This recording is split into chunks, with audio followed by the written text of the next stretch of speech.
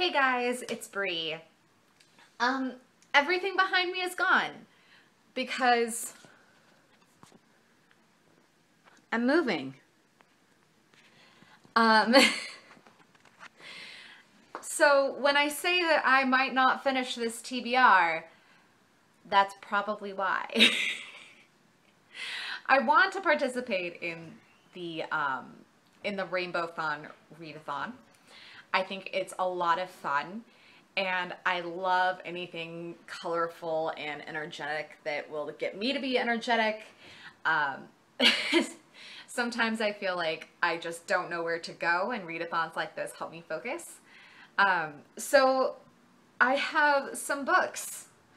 Most of these are really short because, like I said, I'm moving, and so it's just hard to know if I'm going to be able to settle in for a long book, or if it's going to take me, forever to organize things. I'm erring on the side of it's going to take me forever. But let's get started. So the Rainbow-thon Readathon is a challenge for readers to seek out books that represent one of each color of the rainbow. Red, orange, yellow, green, blue, purple. And so I tried to do that. I do have a couple of exceptions, and I will point them out when we go through. But the first one, is Silence Once Begun by Jessie Ball. This is a book I'm actually in the middle of right now. And on the side, or I should maybe hold it so that you can see, it does have some red on the spine. This is about a man in Japan who is accused of a crime and basically doesn't talk during his entire trial, and after he is sentenced, he doesn't talk throughout his punishment. And it's written in a series of interview-like formats, which is interesting. It makes it short. It's not actually written from his perspective. It's written from the perspective of a reporter who comes along kind of after the fact, interviewing his family. And it's been interesting so far. I hope to have this done pretty soon. For Yellow, I am actually going to use my audiobook. This is kind of the exception that I was talking about. I am currently listening to The Secret History of Wonder Woman by Jill Lapore, and it's fantastic.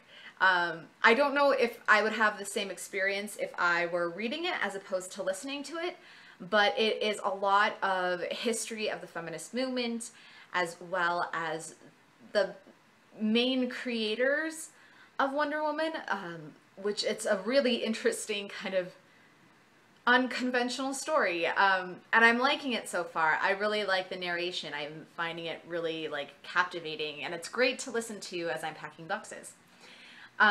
For Orange, I have Attack on Titan.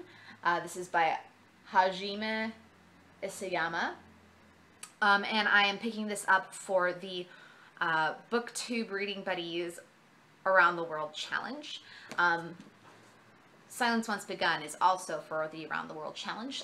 This is actually a graphic novel or a manga, and I'm really looking forward to this one. I have actually watched the TV adaptation of it and really enjoyed the adaptation, so it's fun to be able to pick up the book and kind of read the text that it's based off of. I'll be interested to see how closely the show follows the book. Let's see, that was Orange and Yellow. So the next one should probably be Green. For Green, I'm actually using the front cover as opposed to the spine, and that is for the Valiant. I have been talking a lot recently when I talk about graphic novels about Valiant, which is a smaller publishing press that does comics.